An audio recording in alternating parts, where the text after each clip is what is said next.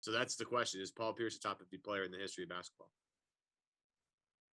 I'm inclined to put him in that bottom third. That's just where, off the top of my head, I would see him, and there's no criticism to that. Yeah, I agree with you. Yeah, I'm just thinking about all the guys that won more championships.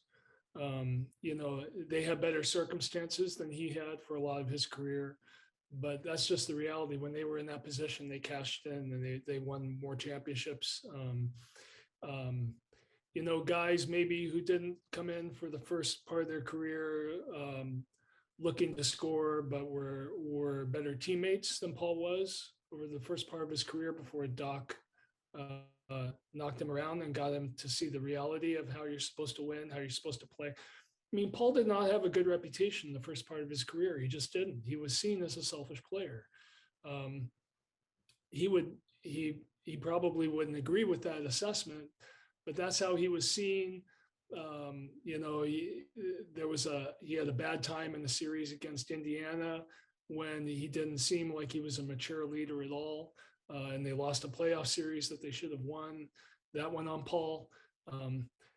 There are lots of great players who've had those kinds of experiences. Even LeBron's had them, Kobe's had them. So I guess maybe that's kind of unfair to point that out. But nonetheless, I would say it speaks a lot to Paul that he could win one championship and be on that list. I think it speaks to how great he was that with only one championship, he belongs in that top 75. I do want to point out the quote because I don't want to misquote Ben. It's a great article. Go read it if you have the chance. The quote directly is, his legacy is unlike any other player not considered among the 50 greatest players in history. So, and he goes on to say Pierce is one of 15 players with 25,000 points, 7,500 rebounds, and 4,500 assists. He's reached 4 conference finals, 2 finals, and won 1 title. The list of players who can match that resume includes only Garnett, Havlicek, James, O'Neal, Kareem Abdul-Jabbar, Wilt Chamberlain, Tim Duncan, Moses Malone, Hakeem Olajuwon, and Oscar Robertson. So, I mean, rarefied air for sure for Paul Pierce. And I guess the question would become, because again, Ben raises this, and this is a great question. If Paul Pierce doesn't get traded and plays a couple more years with Boston, he's probably the leading scorer in the Celtics history.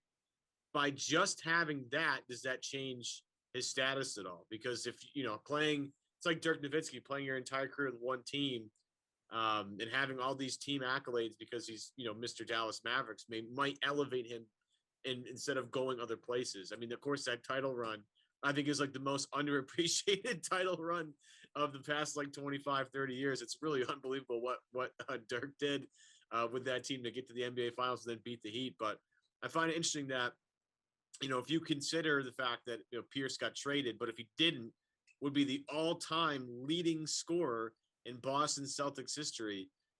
That might put him in a slightly different category just because it would be the all of the one team sort of thing. So I'm not sure if that changes your mind at all or anything.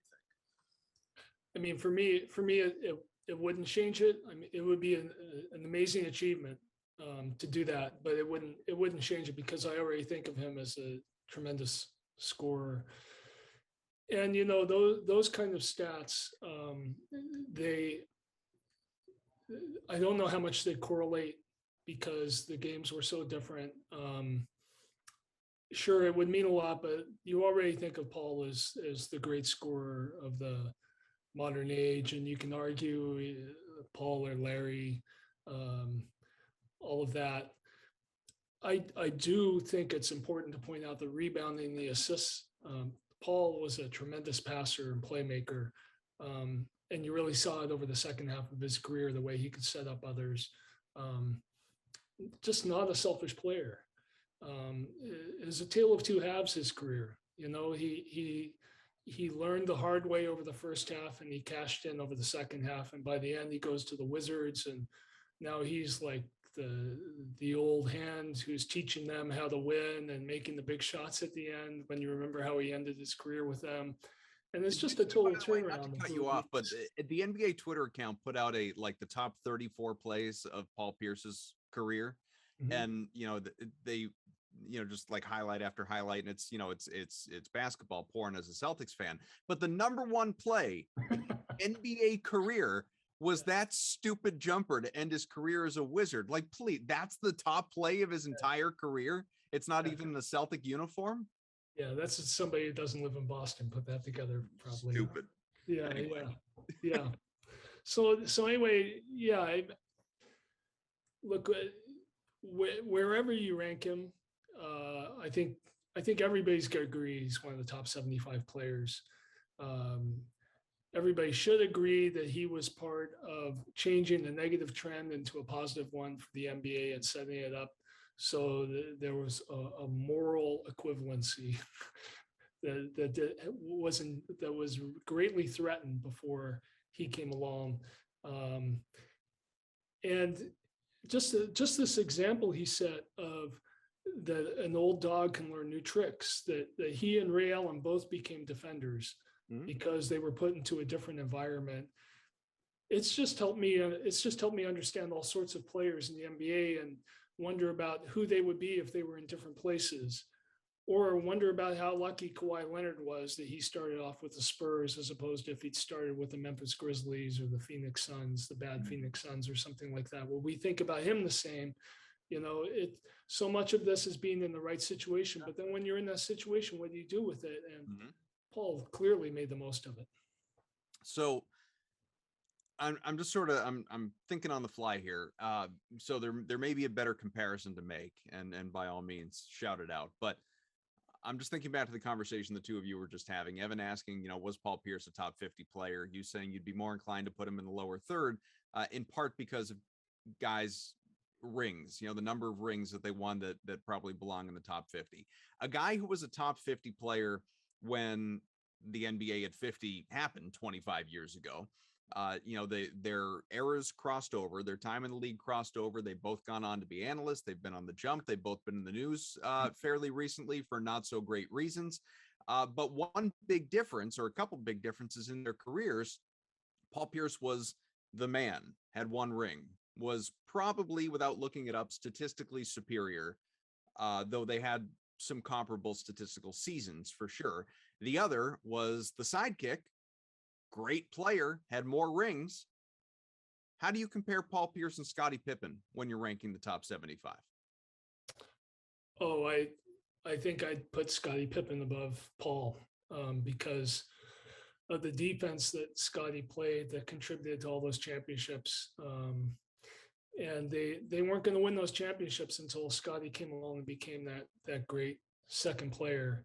And Paul was the second player in Boston with Kevin Garnett. I mean, he was the leading scorer, and they could not have won without Paul. There's no doubt.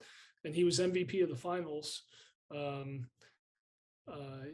Something that Scottie Pippen wasn't able to do playing alongside Michael Jordan. But when you hear people talk about what Scottie Pippen meant to them and his playmaking, and he just did everything. And he was a very good scorer on top of it. But he was a bit of a Bill Russell at his position, Scottie Pippen. And that was in an era of real hard play, and you had to play really hard defenses, a very physical style. And they were contending year after year. This would be where a skeptic would point out that Scottie Pippen benched himself when he didn't get the last shot playing alongside Kukoc. Yeah. And that's a very fair statement to make. But Paul had his moments too. This year, by the way, Tony Kukoc. Yeah. But Paul had his moments too. Nothing that egregious, never that egregious. But I would just say that the run that Scottie Pippen had, doing these indispensable things, some of the hardest things to do on the basketball court, I would put him ahead of Paul. And again, it's not a knock on Paul. I think Scottie Pippen's just one of the great players of all time.